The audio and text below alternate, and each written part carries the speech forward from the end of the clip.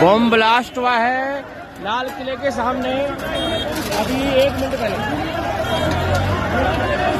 एक गाड़ी के अंदर बॉम्ब था, बहुत भयंकर बॉम्ब ब्लास्ट हुआ है लाल किले के सामने। हटो भैया, बॉम्ब ब्लास्ट हुआ है, भयंकर तरीके से बॉम्ब ब्लास्ट हुआ है। लाल किले के ऊपर बॉम्ब ब्लास्ट बहुत बड़ा हुआ है इस समय।